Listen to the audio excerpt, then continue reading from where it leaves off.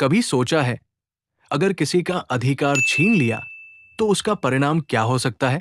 एक गांव का जमींदार ठाकुर बरसों से एक असहनीय रोग से पीड़ित। कितने डॉक्टर, कितने वैद्य, कितने टोटके, सब आजमा लिए, पर हर बार शौच के समय खून और ऐसी जलन की मानो प्राण ही निकल जाए। उम्मीद टूटने लगी थी कि तभी गांव में एक संत आए। ठाकुर ने प्रणाम किया, रोते हुए कहा, महाराज, सब कुछ है, पर रोग लाइलाज है। संत ने शांति से आंखें मूंदी, फिर बोले, भाई, सच सच बताओ, क्या कभी किसी का दिल इतना दुखाया कि उसके मन की आह तुम्हारा पीछा कर रही हो? किसी का हक छीना, किसी बेबस की आवाज दबाई? ठाकुर चुप, फिर धीमे से बोला, मेरी एक विधवा भाभी है, जमीन में उसका हिस्सा था। मैंने ये सोचकर रोक लिया कि कहीं वह अपने मायके को ना दे दे। संत ने कहा, आज से ही उसका हक लौटाओ। जो उसका है, इससे उसे दो। वो अपनी मिल्कियत जहां चाहे दे, ये उसका अधिकार है। ठाकुर ने उसी दिन रुपए भेजने शुरू किए, पर पूरे नहीं, कुछ ही भेजे।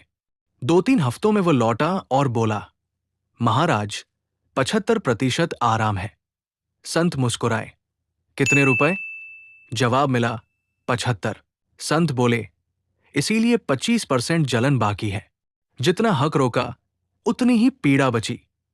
ये सुनकर ठाकुर ने गांव के सामने अपनी भाभी को सम्मान से बुलाया।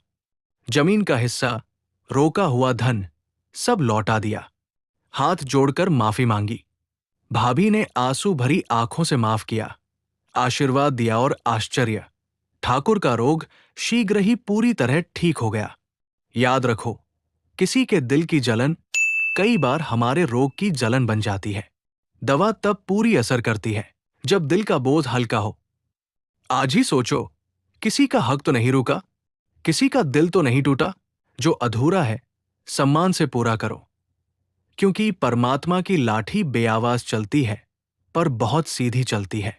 अगर ये कथा दिल को छू गई हो तो वीडियो को लाइक और शेयर करें, एंशिएंट डिवाइन विजडम को सब्सक्राइब करें और कमेंट में लिखें, जय श्री हरि, ताकि दूसरों तक भी ये संदेश पहुंचे।